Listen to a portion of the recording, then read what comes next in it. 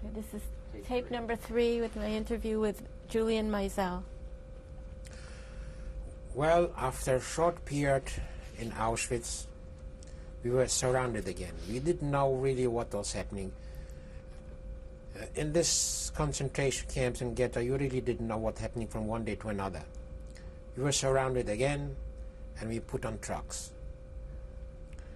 We had our numbers. How long had you been in Auschwitz at that point?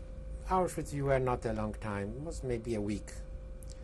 Now we were going to a place called Gleiwitz, which is Commando Auschwitz, which is a satellite of Auschwitz. It was a war camp called Gleiwitz. The work there was in the Deutsche Reichsbahn, but the camp was terrible. It was run by the ex-Nazi criminals, murderers. They were the worst, and homosexuals. The camp was run on a military basis. We were treated terribly. Of course, in the morning we had to get up very early, and we were going to work. We marched out to work. We marched out to work and to the Deutsche Reichsbahn. The trains that we were working on were shipped from Russia. They were damaged German trains shipped from Russia for repairs. We were working in ditches, and we were repairing the parts underneath the trains. When I came in, the first thing they told me to couple the wagons. The wagons were pushed in with force. You were standing between those wagons, and you had to couple them. It had to be done in a very quick manner. The minute the wagon was pushed in, you had to hook in the part that's supposed to be connecting, and if you didn't, the wagon was jumped back and for miles running away. So it had to be done right. The timing had to be right.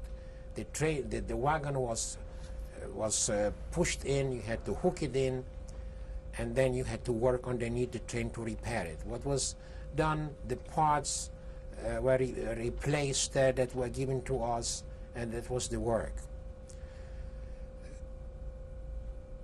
The work there, we had very little contact with the German mechanics or the German Reichsbahn workers. Primarily, we were supervised by the SS and Kapos. It was very difficult. The treatment was bad. The work was not that bad as the treatment was. And of course, we were starving. There was once a wagon that came that originally was holding cheese. And when we saw that, we came in and we started to take out from crevices the pieces of cheese. And that was like a feast to us. We didn't have a piece of cheese for years. We were starved.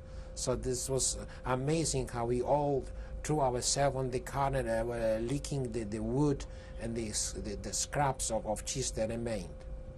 There was very little that remained. It was pretty much cleaned out, but for us it was an enormous feast. Now going back to the camp, as I say, was run by the German criminals. The appels in the morning, the roundups in the morning, you had to stand in front of the building, in front of the barrack. The counts were going on, the roll calls. You had to always be in the same place, and the counts were going on from one building, from one barrack to another. In the barrack, there were three plateaus. Some were on the bottom, some in the middle, some on top. And there was a blanket. God forbid if there was the blanket not in place, or there was a little bit not straight as they wanted to have it.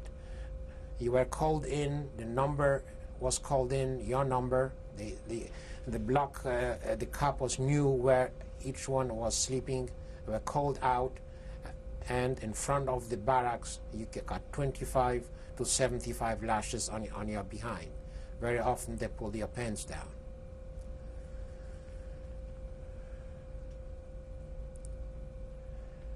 The food was hardly anything to talk about. It was very little that you got. There was a small piece of bread, and the soup was water. Very often potato peels, or very little you had in food.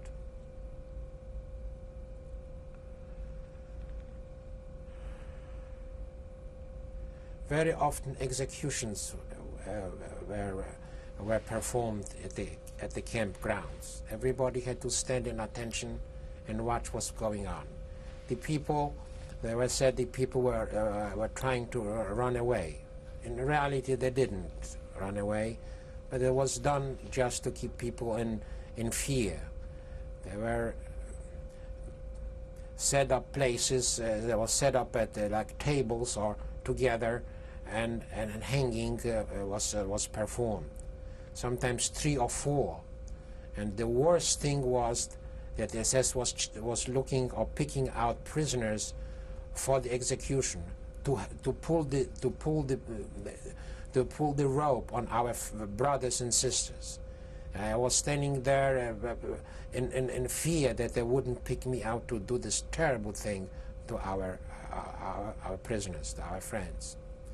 But they were picking out this few people, and they had to do the hanging. And we had to watch. And it was very often, a long time, we had to see the people hanging with their tongues out, with the eyes bulging. And we were watching and watching. And we were sick already inside to see this happening. And that was happening very often.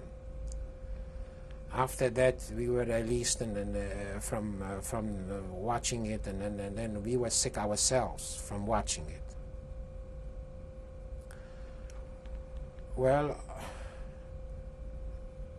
that was Gleiwitz.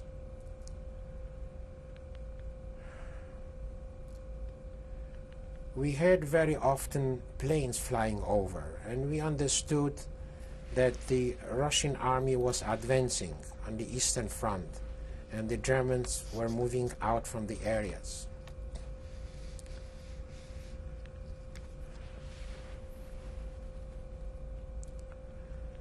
Well, there came a day that we were all surrounded again,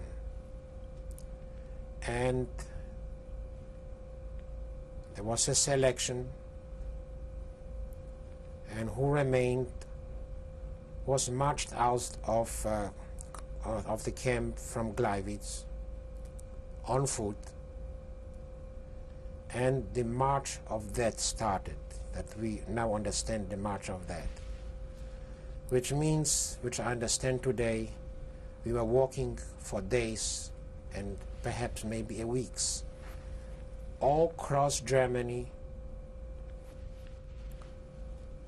because the Russians were moving forward, the Germans were evacuating the prisoners. It was winter at that time. We were freezing. There was very little clothes. Our meager bodies were covered with rags. We slept over in barns on the way. I have a friend which I was walking with. His name was Romek. As days progressed, he was getting weaker and weaker. And days that I was practically not carrying him, but supporting him.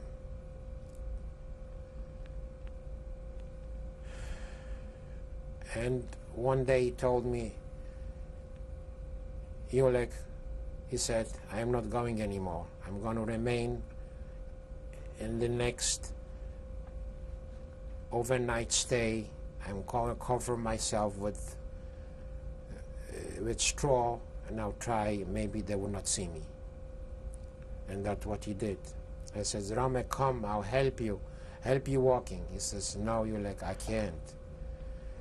I covered him with straw, and he remained in one of the overnight stays. In the morning, of course, early in the morning, the SS, everybody out, raus, Schweinehunde, Mysels, raus. And we all got up in the morning, back on the march. He remained. As we walked a little bit, the SS with the bayonets was searching the area, and evidently they must find him. The shots were loud and clear. I knew that they killed him. And the march was on the way again.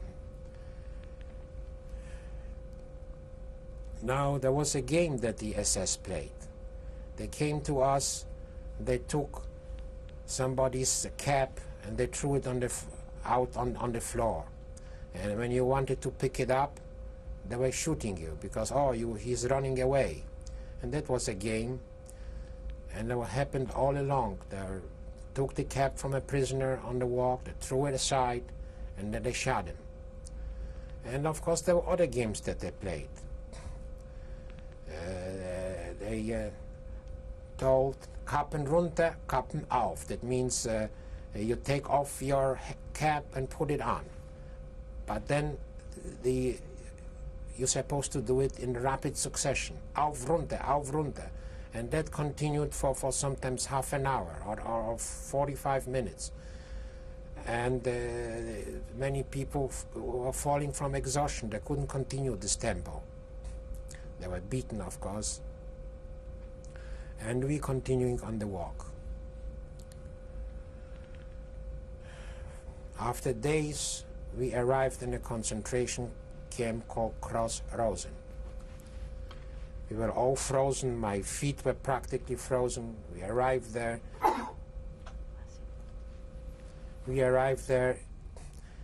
And we saw this was also a camp of starvation. People were walking practically half dead, the prisoners I'm referring to. We arrived there also probably for a few days stay or maybe for overnight stay. We didn't know whether this was our final destination. We were examined by the prisoners there, and some of them said that I should have my my foot amputated because I'm completely frozen. I said no. I said I'll walk with the foot as it is. While we were there, and the stench, of course, of dead bodies was very easy to detect. It was a camp where mostly prisoners were on transit. People were going through, but they were dying there. The camp was maybe not a camp with gas chambers, but people were dying just from disease and hungers by the thousands. There were prisoners there that came from Bergen-Belsen, and they were telling a story about the Belgian people that were brought into Bergen-Belsen, the diamond cutters. And they were told, if you show us and teach us how to cut diamonds, you go free. We will not kill you. And they did. They showed the Germans how to cut diamonds. And it took perhaps several weeks before they showed them how to do it, how to cut diamonds. Everything was set up for them. And after they showed them how to cut diamonds, after several weeks, these Jewish prisoners were all shot. So the deceit of the Germans, wherever you look, you can very well see.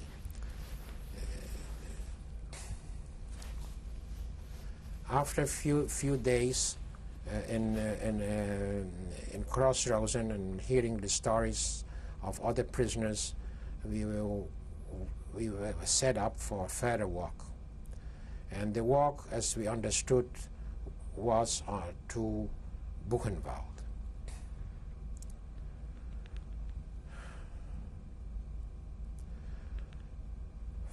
After another period of time, perhaps a day or so, we arrived in Buchenwald. We were exhausted, half alive. Buchenwald was a camp where different nationalities of people were there. There were Jews and Poles and Russians.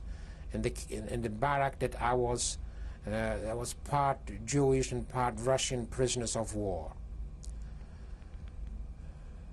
The food there was just as bad as any place else. People were starving, and people just couldn't. There was no way to survive there. Whoever was not well was taken to the infirmary or to whatever hospital you want to call it, and they would die there, or with experiments. Ilza Koch was very, very well known there in this camp. She was the wife of the commandant of Buchenwald. We knew that she was. We knew the stories were very often said that she was taking prisoners and experimenting on prisoners, and various experiments went on. The skin from the prisoners was taken off, and dead prisoners, sometimes alive ones, and made to lampshades and to other things. Belts and other things were made out of human skin. She was very often riding around the camp, and whenever anybody heard that she was around there, everybody was hiding. And they didn't want to show the face because she was picking prisoners right from the camp. There were long hours of roll calls in the morning and in the evening. And a camp of that magnitude, it was really a terrible thing. For hours in the morning, we were standing in rain, in winter, in very little clothing, and we were standing there to be counted. One building, one barrack had to give the information to the other barrack, and there were German block couples which took the amounts and were giving from one building to another. And there were hundreds and thousands of buildings. You can imagine how long it would take to take the roll call from a camp, concentration camp like this, enormous. And we were standing hours. People were falling on their feet, couldn't stand that long. You can imagine people after years of suffering and without food and without, it's just unbelievable. Now we have to recollect that, because many people say how the people went to the ovens and to the gas chambers didn't fight back. You must understand one thing, that the people were exhausted through years of not eating, with the families killed. The resistance of most of the people was completely exhausted, completely cut off. People that were once 150 pounds or 160 pounds were 80 pounds or 90 pounds. And the capacity of thinking was different. Many people felt that that is the best way out. On the other hand, I was a survivor. I was trying to survive and hoped to tell the truth when everything is over.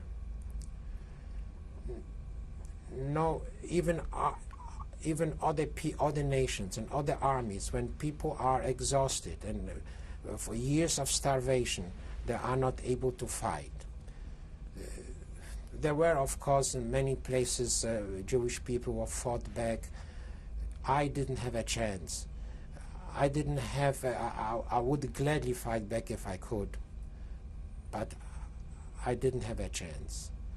I was trying to survive, and this in itself, to try to survive, was a fight back. Was a fight back against the Germans. Well, Buchenwald was a concentration camp where thousands were dying just like any place else from starvation and experiments, particularly in the hospitals. The hospitals were emptied every few days. Of course, the patients there that tried to look well and try to take a posture, but the assessment, they used to come in there, clean the hospitals, the type of hospitals, if you want to call them hospitals, the infirmaries, and all those people were taken out and killed. Many of them, experiments were made, injected poisons, different poisons, to see how long they'll survive. What were you doing every day? In the beginning, in Buchenwald, I was walking out to work. That was a very short period of time in Buchenwald to walk out to work. I was working there, cleaning up. There was in Buchenwald, there was originally a big factory for parts for the V1, for the plane that the Germans were using. And this plane was the factory was completely bombed out, and we were cleaning out the area. So there was a manual work in that particular time. And then later you couldn't even walk out anymore from the camp. Everybody was just standing on their feet to survive or lying down. It was just already like a dying, people were dying out, and the bodies were pulled out every day. And we only were hoping that the time will come that we will be able to survive, that the end of the horrible suffering will come.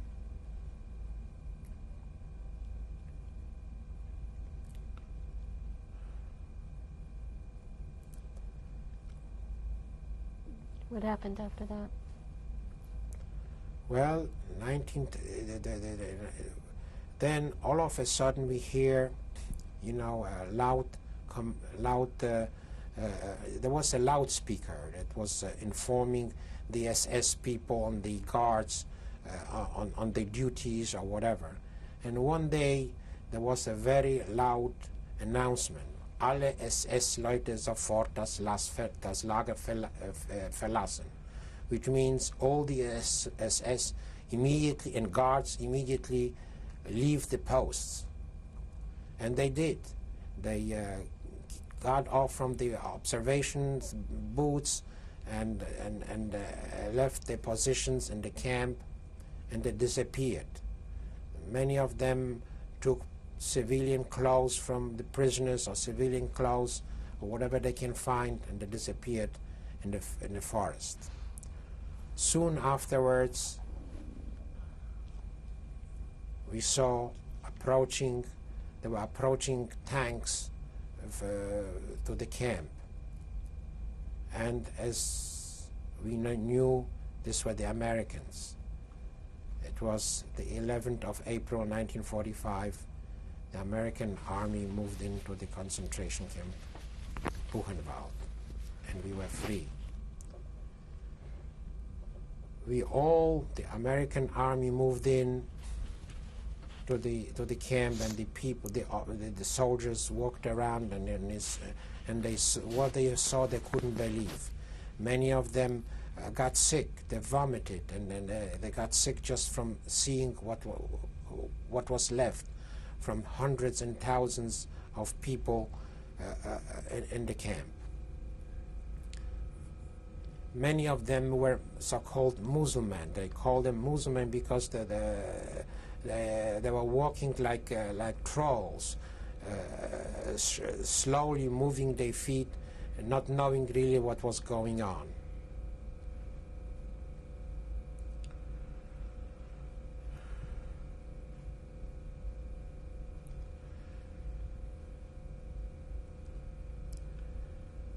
Immediately after that, food was coming in. There was no water. The Germans destroyed the water supply, so the water supply had to come from the U.S. Army was bringing in water supply, and of course they brought in food.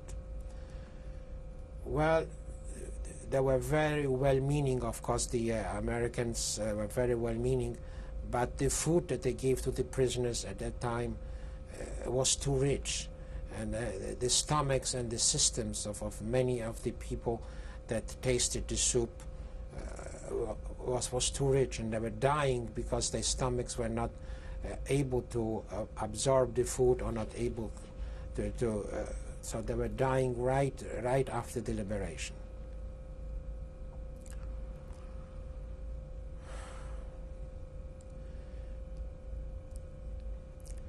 I don't know what I mentioned. My mother taught me English. When she was a young girl, she was in America for a short period of time, and she came back to Poland afterwards, and she married my father. So I spoke a few words of English, and I could communicate with the Americans that came in. So I tried to show him some of the areas of what happened. I tried to explain to him what had happened here, and so I was leading them around the barracks as much as I could, because at that time also I was very, very weak. It took days and weeks till I recuperated.